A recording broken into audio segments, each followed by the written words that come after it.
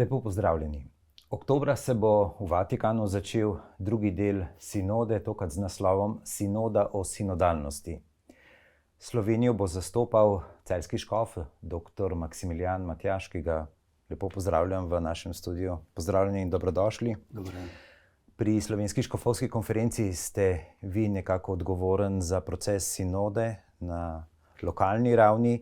Ste zadovoljni z dosedanjim delom, z dosedanjim odzivom? Kakšna je vaša ocena dogajanja na terenu, da tako rečem? Lahko rečem, da seveda, če bi rekel, da bi bil zadovoljen, bi bilo tudi neskromno in verjetno tudi nestvarno, nerealno. Sinoda je vendarle proces prenove. Prenova pa nikoli ne more naleteti na preveč odobravajočih sprejemov. Res smo z velikim veseljem takrat leta 2021 sprejeli ta papežev poziv tega začetka sinodalnega procesa, ki smo ga takrat res najprej prebrali, morda tudi tako na hitro, dajmo se poslušati, dajmo si pogovarjati, pridimo si blizu. Potem, ko je pa papež pravzaprav tako vztrajal v tem, da je to v resnici ena najpomembnejših delov pa načina delovanja te sinode, da ne bo tukaj res ne v ospredju spreminjanja nekih bistvenih stvari nauka, ampak pravzaprav poti, načina, kako mi živimo to svojo osnovno krščansko poklicanost in potem svoje poslanstvo v cerkvi. Potem je pa, bom rekel tako, začelo tudi zelo manjšanje zanimanje v neki svetovni javnosti za to, saj ne bo nekih revolucionarnih sprememb, pravzaprav gre za neko interno stvar. Po drugi strani pa tudi tisti, ki so nekako v tem času, zdaj v zadnjih 20-30 letih, ali pa rečemo vse po koncilsko obdobje, doživljali pravzaprav te cikluse, te zagone ali pa sodelovali v teh zagonih neke prenove, teološke prenove, nekih malih sinod, ki so se po koncilu kar dogajali v različnih narodih, v različnih državah, so tudi bili tako nekako prihajali do enega spoznanja, preč ni nič novega, po drugi strani je pa še zelo nedorečeno. In ta nedorečenost je mnoge begala in ni potem tudi morda tudi vzela nekaj volje. Bomo videli, se bomo prepustili. Rečem pa morda samo to, da vedno znova je papež poudarjal, da je glavni gibalec sinode in glavni akter sinode Sveti Duh. To je pa seveda v naših teh konkretnih človeških, socioloških kategorijah zelo neopredeljivo. Vemo, da potrebujemo nek sistem, nek načrt. Res se je ustvarilo, postavilo tajništvo tako v Vatikanu, centralno, potem po škofovskih konferencah, pa tudi po posameznih škofijah, ki so te stvari koordinirale. Vendar stvari niso bile toliko vnaprej narejene, ni bil nek, bi rekel, tak zelo močen aparat ne v Vatikanu, ne potem na ravni škofovskih konferenc, kjer bi bile zelo jasne neke določene smernice. Zato je tudi to vplivalo na takšno, bi rekel, sorazmerno majhno zanimanje javnosti za sinodalno dogajanje. Kaj pa med samimi duhovniki in verniki? Tako, v sami cerkvi pravzaprav tudi na nek način, bom rekel tako, v začetku se je pokazalo še tako precej navdušenja, no potem so pa tudi v našo cerkev pravzaprav prišli zelo močno ti vplivi, glasovi od zunaj. Vemo, da se je pravzaprav skoraj paralelno s tem procesom, ki ga je začel papež s to sinodo o sinodalnosti, začel tudi veliko bolj medijsko odmeven proces tako imenovane sinodalne poti v nemški cerkvi. Ki pa je ločen proces. Ki pa je, seveda gre za drug proces. Mislim, gotovo se na nek način stvari tukaj pokrivata. Gre za reformni proces, vendar izhodišče, pa tudi okoliščine na nemškem prostoru so drugačne. Izhodišče je bilo predvsem ne tako kot zdaj tukaj v sami sinodi, da mi nekako poživimo, nekako oživimo, ozavestimo to svojo krstno identiteto, svoje življenje kot cerkev, svoje poslanstvo, potem pa tudi res to primarno vlogo Božjega, če hočete, ne sociološkega dejavnika v cerkvi in njeni dejavnosti na nemškem, se je pa ta proces sprožil dejansko kot odziv na soočenje z škandali zlorab v cerkvi, zlorab tako spolnih kot oblasti, kot ideologij, in zato so tam zelo radikalno vstopili na pot sprememb, posodobitev, odprtja institucij, struktur, da bi bile te čim bolj transparentne, čim bolj pravzaprav v javnosti, in so se ves čas ukvarjali pravzaprav s tem, bolj z službami, z mesti, s pozicijami, kot pa in s tem potem tudi na nek način z nekimi temeljni principi, ki pa seveda ne spadajo na področje neke lokalne cerkve, ampak spadajo na področje vesoljne, vprašanje vesoljne cerkve. Gre za vprašanje pristojnosti ordinarja krajevnega škofa ali papeža ali ukrajinskih škofovskih konferenc. Določenih vidikov nauka cerkve. No, ampak da končam to vprašanje z tem pozitivnim vidikom, je pa gotovo v procesih, mislim v okoljih, kjer se je pa vendarle vztrajalo v tem in so bili krogi, tako laiki kot tudi duhovniki, ki so prepoznali to pobudo, da gre pravzaprav resen poziv k spreobrnenju, ki ga pa pravzaprav vsak dan ali pa konstantno se moramo z njim soočiti. Tam se je pa zopet začela dogajati neke vrste pomlad in neko novo upanje. Bomo vendarle recimo bolj slišani, bomo lahko bolj naslovili tiste prave teme, bo se cerkev lahko bolj ukvarjala z njenim temeljnim poslanstvom, ki je oznanjevanje evangelija, pričevanje recimo za Boga kot Boga očeta, in tako naprej. Tako da mislim, da na terenu imam samo vtis, so te male skupine, mali krogi marsikje živi.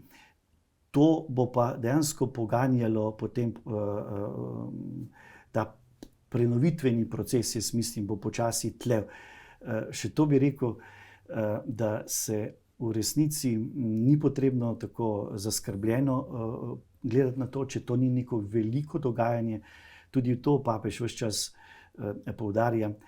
Princip Božjega kraljestva je princip pšeničnega zrna, se pravi princip tega bisera, ki je nekje skrit, zakopan na njivi, se pravi iz tega malega, iz katerega potem raste, in to iščemo pravzaprav. Pozorni smo na ta semena in smo potem na nek način bi želeli počasi ponovno prekvasiti s to evangeljskim mišljenjem življenje naše cerkve. Mogoče imate kakšne podatke, kako je ta lokalni del in celinski del sinode potekal po ostalih delih sveta? Gotovo zaključek tega evropskega celinskega dela smo na nek način, ali pa vrh, bomo tako rekli, smo doživeli v Pragi februarja, kjer smo se zbrali k obravnavi tega skupnega dokumenta, ki je nastal na podlagi prispevkov vseh škofovskih konferenc Evrope in določenih združenj, gibanj.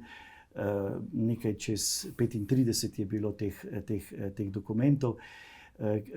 ki smo jih takrat res na tak družinski, sinodalni način v Pragi obravnavali 3-4 dni. To je bilo lahko res rečem, eno edinstveno izkušnja. To vsak pravimo, da smo pravzaprav tam doživeli nekako tako spodbudo in na nek način utrdili to zaupanje, da v bistvu cerkev smo res Božje ljudstvo in posvečeni, se pravi redovniki, redovnice, duhovniki, škofje in Božje ljudstvo skupaj. In tam je bilo to razmerje na nek način zelo takšno, na nek način pravilno. Zato se je sprožil en tak proces pogovora, poslušanja in prepoznavanja drug drugega in pozitiven. Smo pa seveda prepoznali precejšno različnost, ampak smo k temu počasi potem, ker je bilo to le prva izkušnja, da se tako ena široka paleta različnih cerkva in tradicij nekako zadržuje skupaj in razmišlja, razpravlja. Tukaj so bili dejansko od teh severnih držav, kjer sploh ni neke nacionalne škofovske konference, Skandinavije, naprimer, do juga, kjer je katoliška cerkev manjšina v pravoslavnem svetu, do recimo zahoda, Portugalske, Španije, kjer je močna polarizacija med tako ortotradicionalnim pa močno liberalnim delom, in do recimo vzhoda, kjer je pa zdaj tudi zaradi izkušnje vojne, ukrajinske vojne, cerkev tudi zelo pod pritiskom, se pravi, da se celo lahko rečemo je cerkev mučencev in cerkev, ki se potem usmerja res k bistveno, in so določene razprave za njih so pravzaprav zelo periferne ali pa nepomembne. No, in vse to se je na nek način tukaj srečalo, in kar se je ob tem kot metoda potem izkazala kot nekaj zelo dobrega, uspešnega, se je celo recimo kot novega, ampak seveda ni bila nova, je bila prav ta metoda pogovarjanja, duhovnega pogovora v duhu. Da bi si res v razpravah, v tako imenih uradnih razpravah, ki so se dogajale po jezikovnih skupinah ali pa po gremih, po krogih, da bi tam uradno vedno znova klicali in dajali prostor temu tretjemu, se pravi Svetemu Duhu, Bogu, Božjemu, Božji besedi. In to nas je počasi vendarle malo prikvasilo, malo ustavljalo. Smo bili majčkeno bolj pozorni drug do drugega, so se določene težke izjave potem tako nekako zaoblile. Čeprav in je potem v načrtu bilo, da takoj po tem zaključku te naše konference tudi tam nastane potem en sklepni dokument, ki je potem del obravnave priprave za ta delovni dokument zdaj škofovske sinode. Ampak ravno pri pripravi tega sklepnega dokumenta, tega evropskega srečanja, se je pokazalo, da vendarle ni tako lahko poenotiti ta cvet, to različnost, evropski prostor. In je ta dokument nastajal skoraj 3 mesece in potem nastal in je zelo dober, ima naslov Razširiti prostor našega šotora. In tam in spet je razlika v tega dokumenta od ostalih prejšnjih dokumentov, da je na nek način odprt. Se pravi, da se tam prav so navzoče misli, teme posameznih cerkva, posameznih škofovskih konferenc ali pa gibanj, tako da lahko začutimo to paleto. Tako da je to en uspeh, vendar zdaj, če bi tako gledali malo tudi sociološko, ali pa če bi se to nekajkrat ponovilo, takšno srečanje celinsko, bi tudi Evropa morda bi se navadila tako razmišljati malo skupaj. Če vam lahko samo ta primer povem, tako mi iz centra ali vzhoda, ali pa rečemo slovanski, pa tudi na nek način romanski smo prihajali tja, smo prišli tja tako z nekim duhom, z nekim izkušnjami, z neko izkušnjo in smo potem prezentirali to svojo izkušnjo in potem smo bili kar majčkeno presenečeni, ko so pa drugi imeli neke druge in so bile tiste, se zgleda, da bodo tiste zmagali in je pol nekje začel se že neki boj. Dočim neki drugi narodi, naprimer Francozi, Nemci, ta nemški prostor, so pa prišli tja zelo pripravljeni z študijskimi ekipami, z argumenti, tako. In to je dalo na nek način, čeprav je bilo otežilo potem na nek način ta naš proces tam, ker smo pravzaprav potem mi šli po neki liniji, oni pa majčkeno bolj po drugi liniji, vendarle so pa tudi s tem majčkeno nas spodbudili, da vsi profitiramo, če je diskusija argumentirana. In da se nekih argumentiranih debat ne smemo ustrašiti. In potem je k temu nas dejansko potem spodbudil še papež, da ni potrebno delati zaključkov. Lahko vzdržujemo ta proces soočenja teh dejstev in bomo do rezultata prišli potem, ko bomo morda še druge okoliščine, še druge ljudi in druge celine upoštevali. Ne bova se zdaj dotikala še ostalih celin, ker verjetno predvidevam, si predstavljate, da so tudi ostale da je kompleksna zgodba za vsako celino. Naprimer, prav Bližnji vzhod, ta azijska, so rekli, tega naslova mi nikoli ne bi uporabili, ki ste ga vi, ker razširiti prostor šotora, ker šotor je za nas pač tisto nujno prebivališče in mi si cerkev predstavljamo nekaj drugega, kot nekaj trdnega. Mi imamo templje, svetišča, to nas nagovarja. Če se vrneva malo nazaj, včasih je pri komu začutiti vtis, da je to le še en projekt odgovornih v cerkvi, ki bo na koncu lepo napisan kot dokument, a bo obtičal v predalih kot mnogi drugi dokumenti in ne bo prišel v življenje. Kakšno je vaše mnenje glede tega? Je ta nevarnost realna ali gre tukaj pri tej sinodi o sinodalnosti, ko se nekako cerkev s papežem na čelu uči poslušati drugega?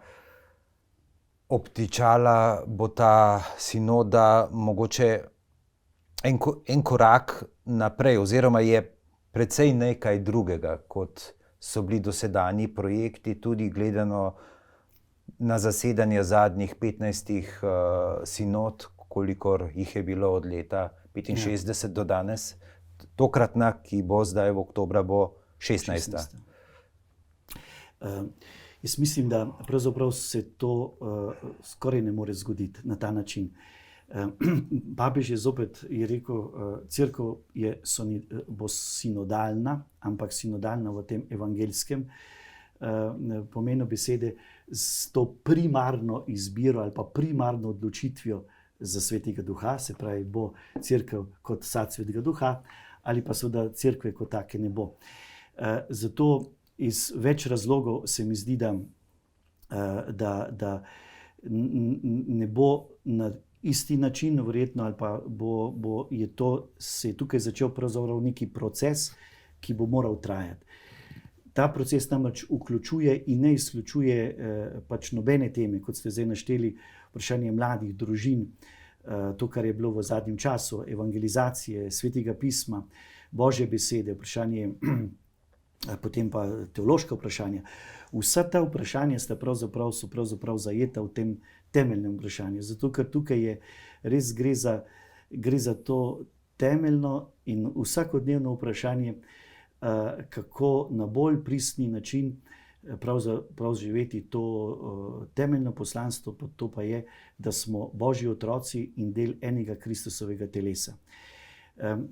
In tukaj se dogaja, včeraj sem našim redovnikom tudi v tem smislu razlagal, ker redovniki pravzaprav najbolj občutijo ta zgodovinski tok, recimo proces, ko se na začetku neke karizme zelo močno zažene ena ideja, se vidi neko poslanstvo, neko karizma, tam vse zacveti. In ponavadi so tisti začetki pravzaprav z enim ognjem, z navdušenimi ljudmi, pa brez vsakršnih struktur. In to teče. Naj si bodo to gibanja, naj si bodo to pač redovi, ne, ta ogenj je začetni ogenj. In to je bila tudi cerkev, začetna cerkev, Binkošna cerkev na začetku taka. Potem se pa nujno postavljajo strukture, oblike, načini, kako lahko mi to bomo oznanjevali.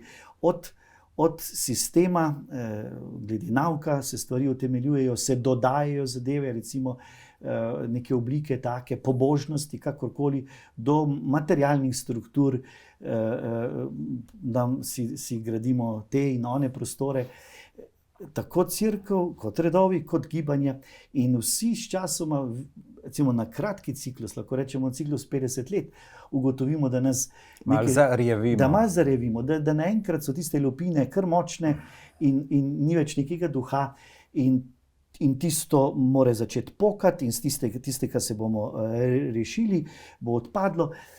In je naravno, da je tudi to neka bolečina nekega umiranja, ne, ker naprimer nek red umre, drug red umre, toliko nas je bilo prej, zdaj nas je toliko, ampak to je del tega naravnega procesa, tega živega ognja, te poti, ki rečemo, ne, krščanstvo je dejansko pot in tudi cerkev je na nek način na taki poti.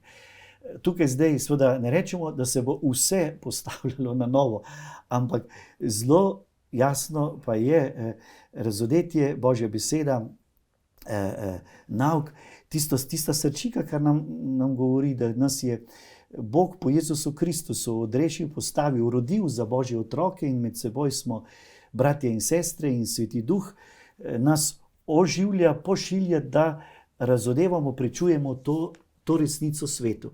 To je tisto jedrno.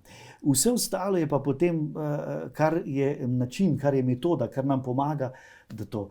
In del tega procesa, tega osvobajanja in tega prihajanja k jedru, k bistvu, je nujno potreben in se bo moral ves čas dogajati.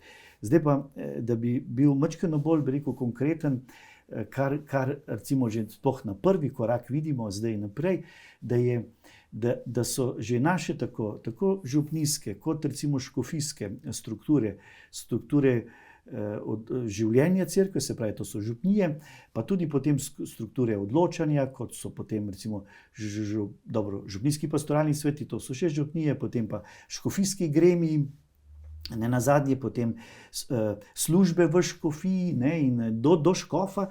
Vse to imamo, recimo zbore svetovalcev, duhovniške svete in vse te strukture bodo seveda ostale, ampak kar je zdaj trend pa želja, ne, recimo tudi papeža, pa tega gibanja, da bi ga tako, da bi prevelo to naše organe, tako imeno sinodalno razmišljanje, sinodalno odločanje. Torej, da moramo vključiti na dejavni način v to razmišljanje, v to odločanje, v to presojanje Svetega Duha. Sveti Duh pa ni abstraktna pojava, formula, pa dejansko vedno deluje po drugih, po občestvu. Se pravi, da se nujno soočamo z občestvom, vključevati občestvo, poslušati širše občestvo, potem pa v tem občestvu razločevati in sejati, da pridemo do tistega, kaj govori Duh cerkvam. Se pravi, na nek način si stvari malo kompliciramo, ja, ker jih širimo, ker neka, bi rekel, strogo hierarhična struktura, vojaška struktura, recimo, ne, po enem da nek odlok, eno komando in se vse to izvrši. Ampak nismo telo, nismo v smislu demokracija, da bi od spodaj prihajala oblast, od Gospoda prihaja oblast, ampak ta Sveti Duh, tega Svetega Duha smo deležni vsi krščani. Ne? In mi vsi krščani tvorimo to občestvo, to telo cerkve, tam v tem občestvu pa dejansko na sinodalni način različne službe živijo in imajo tudi različne odgovornosti. Vendar vse mora vedno znova preverjati, prevevati, zdaj Tudi ni potrebno govoriti sinodalni duh, lahko rečemo sveti duh. Se pravi, mi, ker v bistvu, če je glavni akter sveti duh, potem mora dišati po duhu, torej po nekem navdihu, ki pa ni tako zelo oprijemljiv, da bi ga lahko kar določil, ali pa da bi ga imel en sam v posesti. To pa je tisto, kar je biblično in teološko zelo močno utemeljeno, da je sveti duh je izvor občestva, je hrana občestva in daje tudi sad občestva. Se pravi, če hočemo do sadov priti, k izvoru priti, lahko dejansko samo z svetim duhom, po svetim duhu, to pa pomeni v občestvu, v skupnosti. Kako se bodo te stvari, te smernice kazale v tokratnem zasedanju? Kakšni nastavki so v Instrumentum Laboris, se pravi delovnem osnutku?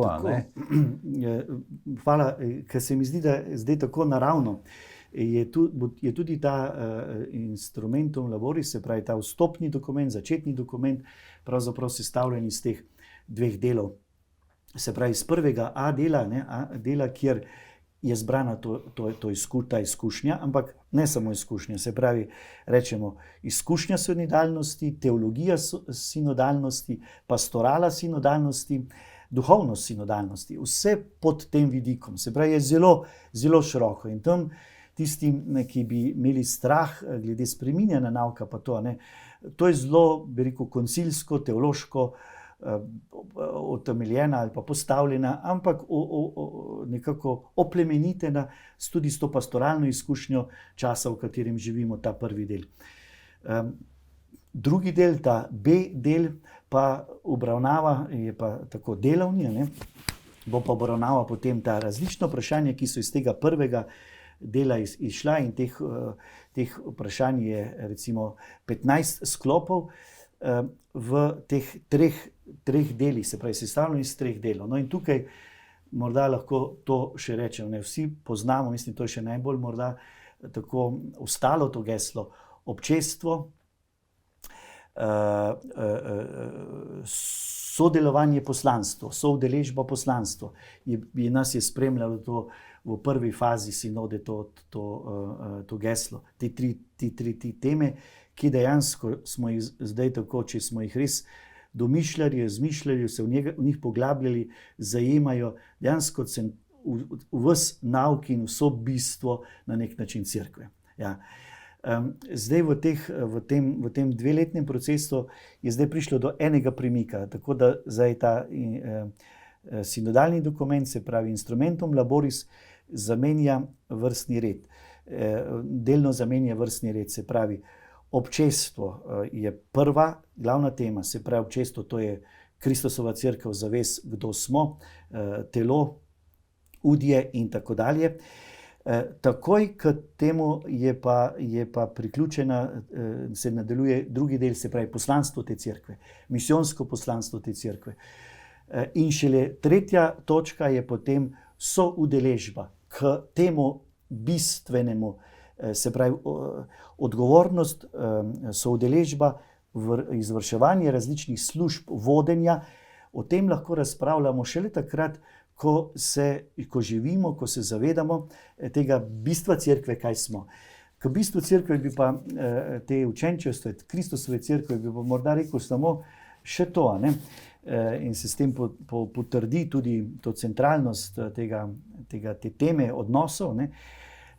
Jezus, ko je postavljal svoj zbor 12 apostolov, takoj na začetku, imamo v Markovem evangeliju, da je poklical svoje 12 na goro in jih je izbral, postavil tiste, ki jih je želel, ki jih je hotel sam.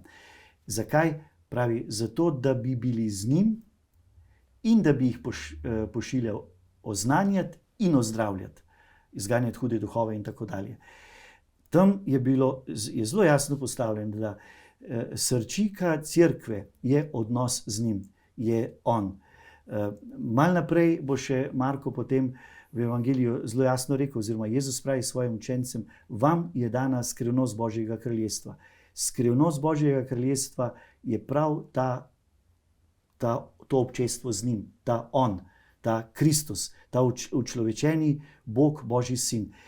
In on je zbral svoje učence in zdaj smo pri tem drugi točki. Zakaj? Ne zato, da bi ostali tam, da bi bili to, ampak da bi jih lahko pošiljal oznanjati, ozdravljati, izvrševati to poslanstvo. To je prvi in drugi del tega, drugega tega sinodalnega dokumenta ali pa tega našega razmišljanja. Šele tretji del je pa potem ta soodgovornost, soudeležba. Se pravi, kakšno nalogo pa zdaj imam jaz kot vernik, kot škof, kot škofovska konferenca, kot duhovnik, pri tem se pravi, se bo tudi razmislekov o teh odgovornostih, o službah, ki jih v cerkvi seveda bomo tudi na nek način morali morda posodabljati, prenavljati, ampak srčika prenove pa gotovo ni zdaj utrditi na nek način neke službe, nove službe v cerkvi, ali pa ustvariti, ali pa odpravljati starih.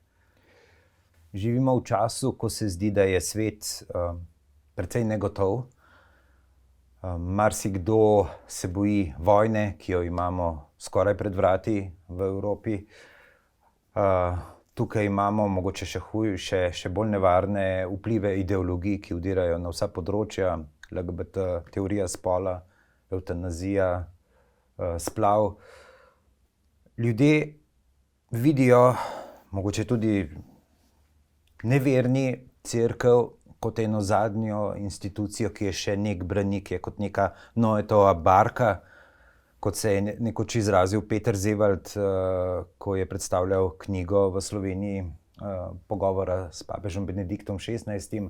Se pravi, kot neka Noetova barka, ki je še predstavlja rešitev in za marsikoga nek garant nekih temeljnih civilizacijskih norm, ki so še. In tukaj je zdaj v bistvu stopa ta proces sinode, ki pa nekako presprašuje, ki nekako rahlja neke strukture v cerkvi in tukaj trčita dva tokova in mogoče tukaj se rojeva tudi strah pred tem dogajanjem.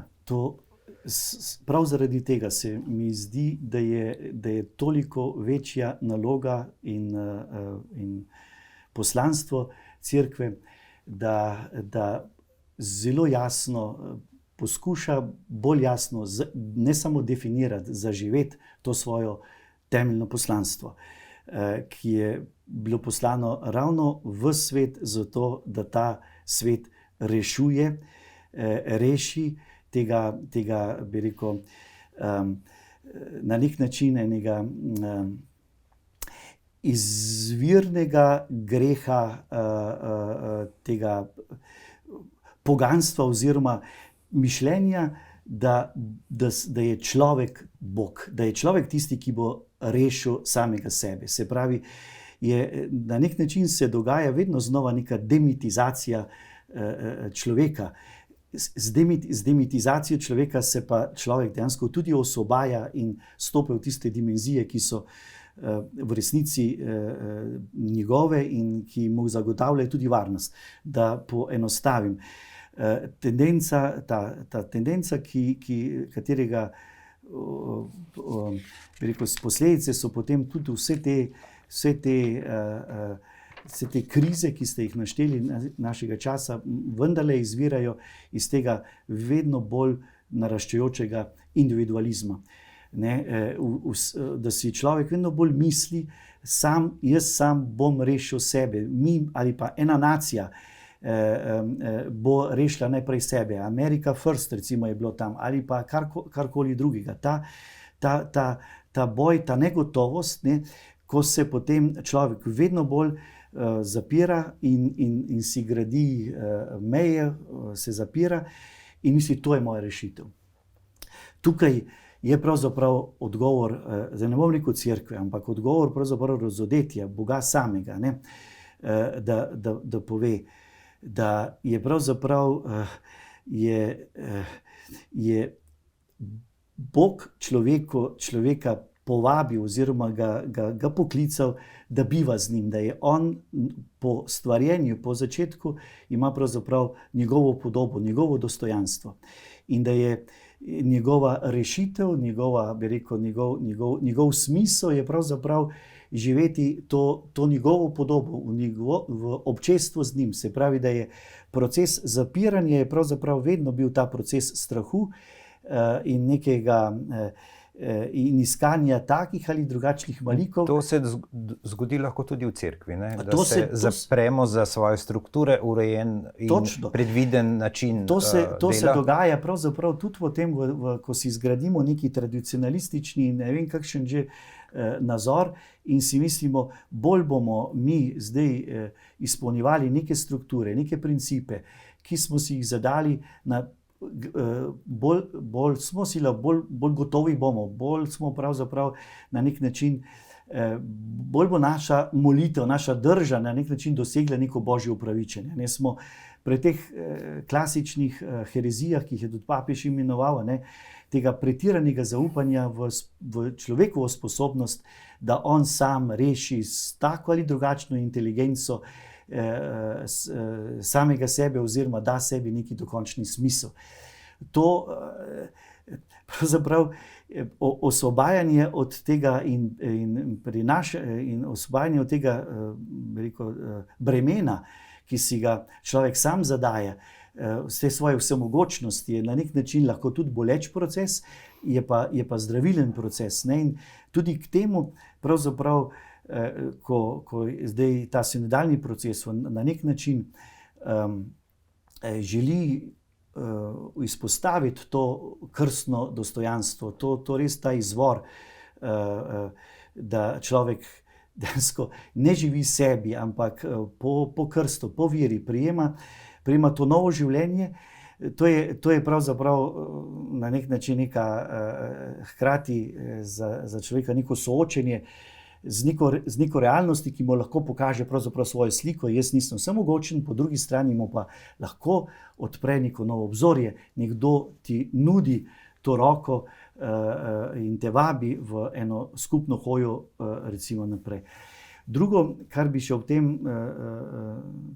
tem lahko rekli, krize so pravzaprav vedno lahko en tak izziv in sredstvo, ko se naredi neko prečiščenje, ko človek pravzaprav stopi, se osvobodi enih določenih iluzij, prepozna svoje meje in bolj začuti, pravzaprav se bolj zopet poveže z temeljem, s koreninami. Ne? Profesor Hali, ki nam je govoril tudi v Pragi, takrat na sinodi, je uporabil ta nemški termin iz filozofije, da je zdaj obdobje, kjer pravzaprav vse, kot ste tudi ga vi opazili, vse gre, zdaj moram uporabiti nemški izraz, vse gre zugrunde. Vse prevod zugrunde gehen je pravzaprav vse razpada. Takšno, vse nam razpada, vse nam gre iz rok. V etimologiji pa je, da gre vse k temelju. Ko vse razpada, dejansko prihajamo k bistvu, pravimo k temelju, se osvobajamo. In to je naša rešitev, da dejansko, da se določenih, tudi s pomočjo pravzaprav teh raznih dogodkov, ki se nam dogaja, ker je tudi vojna, ker so tudi katastrofe, vidimo, da je nujno prepoznavati in sprejemati, se soočati z mejami, našimi mejami. In je to lahko tudi pot, da bolj začutimo to svojo, ne samo izvorno dostojanstvo, ampak da tudi vstopimo bolj živo, bolj dejansko stik z Gospodom življenja. Če zdaj grem čisto na duhovno raven, da tudi naša duhovnost ali pa tudi naša molitev lahko naenkrat postane, je brez duha in torej je brez odnosa, je brez drugega. In tudi ta potem spodbuja individualizem. In zato, če zdaj sinoda govori o tem duhovnem odpirati se, hkrati sanira in odpira oči za brate in sestre, za bližnjega. In tukaj vidim, da je en izziv, pa je ena velika možnost, da zopet nekako pridemo ali pa otipamo, delamo na tem, prepoznavamo, pa tudi sprejemamo to kvaliteto, novo kvaliteto življenja, ki nam je res s tem dana in darovana, ko smo bili prepoznani, ali se prepoznamo za brate in sestre in za Božje otroke. Tako da ne nazadnje tudi ta okrožnica, ki nekako sledi iz teh papeževih sinodalnih prizadevanj, vsi bratje, ne, čeprav je v določenih krogih tudi kritizirana, ampak v osnovi je seveda zelo močno biblična, ne, v središču, bi rekel, razodetja v tem evangeliju je prav ta molitev Oče naš, kjer s tem, ko kličem, ko prepoznavam Boga za očeta, nekako več nimam sovražnikov, prepoznavam tudi človeka ne kot neko oviro na levi in desni, ampak kot brata in sestro. Kaj se je vas osebno najbolj dotaknilo v tem procesu sinode, ki ga spremljate, ki ga nekako vodite na ravni škofovske konference?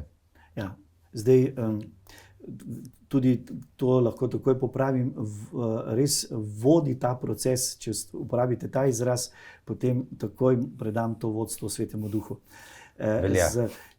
Zato, ker recimo tudi glede vodenja, ne, ena izmed točk tukaj, ki smo jo že tako operativno nekako zdaj opredelili, da je naša prednostna, recimo v delovanju pastoralnih služb škofij, je prav se bo zdaj začel odvijati ta seminar voditeljstva,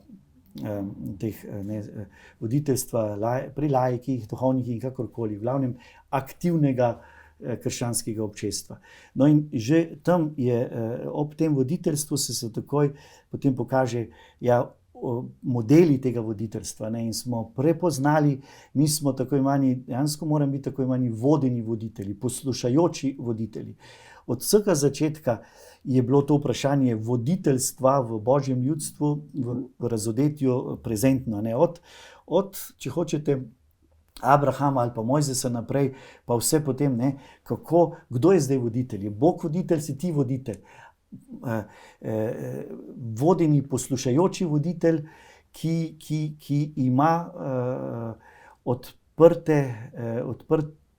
odprta ušesa in srce za tistega, ki prihaja, ne, in od zgoraj in za te, ki jim je poslan. Je še potem, kasneje se je razvila še bolj tako po vzoru Jezusa dobrega pastirja, služeči voditelj, ne, ampak in je duhovništvo tudi se razumelo kot služba služenja, ampak tukaj to je recimo en tak primer, kako pravzaprav je res tisto ključno zavedanje, da brez odprtosti, brez poslušnosti in brez ustvarjanja prostorov, kjer se bo lahko dogajalo in preverjalo to poslušanje Svetemu Duhu in se vedno znova tudi ugotavljalo, utrjevalo, ni pravzaprav te prave, žive Kristusove cerkve kot telesa. Ta zavest se mi zdi, da se je zdaj v tem sinodalnem procesu, da raste, ne, da je navzoča, in to se mi zdi, ker tukaj, ker zdaj mi recimo v slovenskem prostoru, ne, tudi to morda je dobro, da rečemo, postaja krščanstvo ena manjšina. In vedno je manjšina, zdaj da pustimo okoliščine, kakorkoli, ampak to ni nič kaj usodnega. Mi se moramo zavedati to, da smo manjšina, ampak naloge, poslanstvo pa pravzaprav lahko ga s tem samo še bolj močno, bolj živo prepoznamo. Božje kraljestvo, pa potem Jezus tudi za svojim poslanstvom, je vedno izbiral ta princip, se pravi princip tega kvasa, te soli, ki je prav zaradi tega, ker ni bila obremenjena s tolikimi balasti, lahko miselno, kulturno počasi prekvašalo družbo. Lahko je zgraditi, bi rekel, učilnice, tovarne, cerkve, ne vem kaj, ampak spreminjati mišljenje, spreminjati kulturo, to pa dejansko nam beseda, nam duh daje. In ta beseda, ta duh lahko bolj močno deluje, bolj ko smo mi osvobojeni od vsega tega že strukturno določenega. Tako da bi pravzaprav v tej evangeljski svobodi lahko rekli, ne bojimo se, če nam bo odvzeta neka narodnostna veličina, neke ne vem kakšne strukture, ki so. Nam lahko tudi to, da smo manj obremenjeni z zunanjimi strukturami, pomaga, da pravzaprav smo bolj sposobni spreminjati mentaliteto, ker delujemo v obliki soli, kvasa, pšeničnega zrna, ne pa recimo nekega vetra, vulkana, neke sile, nekega groma. To, kar že takrat pri Eliji, ko je iskal tega pravega Boga, se je izkazalo, da na ta način Bog ne deluje. Da je v rahlem vetriču. Tako. Kako se lahko mi vključimo, ostali, v ta sinodalni proces, kako lahko pripomoremo k uspehu sinode?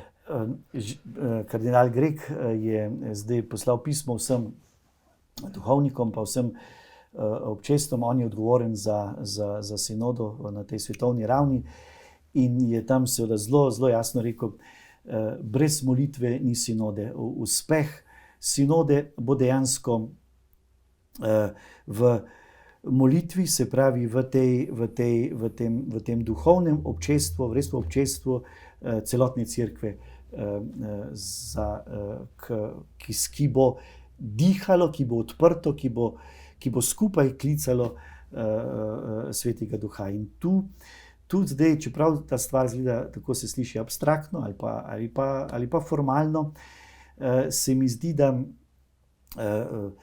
se tako posamezne skupnosti občestva to že slišijo. In je prav, da se čutijo pritegnjeni, ker smo telo, potem je z molitvijo pravzaprav začne dihati vso to telo.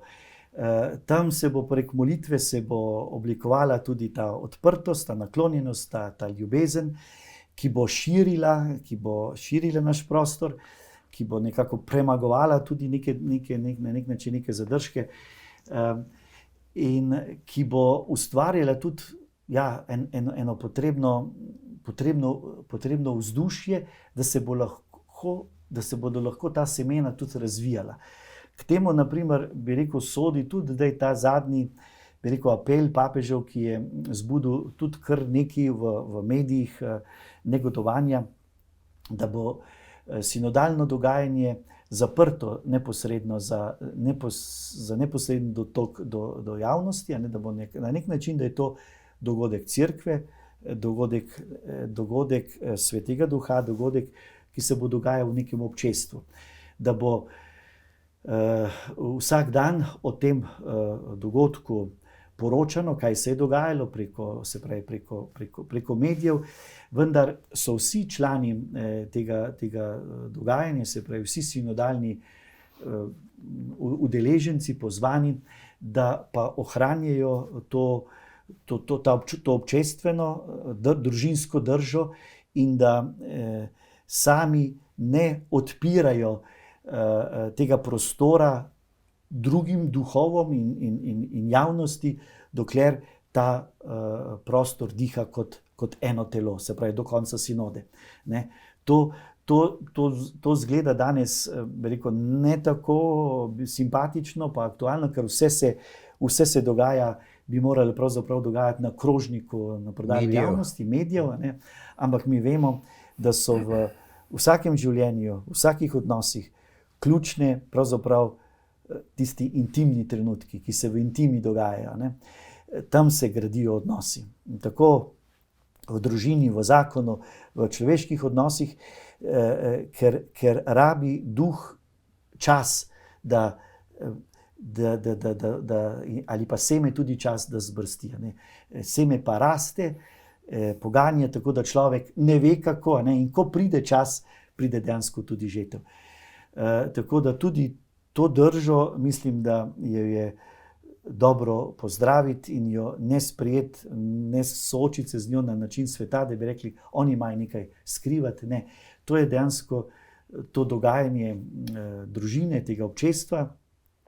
Komunikacija bo pa potekala res preko teh uradnih medijev in potem prek njih mi bomo, recimo, jaz na nek način bom povezan preko tega govornika, tega sekretariata, tudi z našim tajništvom Slovenske škofovske konference, tako da na nek način bo en kontakt, vendar bo en kontakt skozi neko pot po nekem kanalu. Ja. Škof Maksimilijan Matjaž, hvala lepa za ta pogovor. Vam želim srečno pot, eno lepo zasedanje in uspešno zasedanje z obilo Svetega Duha. Vam, cenjene gledalke, spoštovani gledalci, pa hvala, ker ste bili z nami.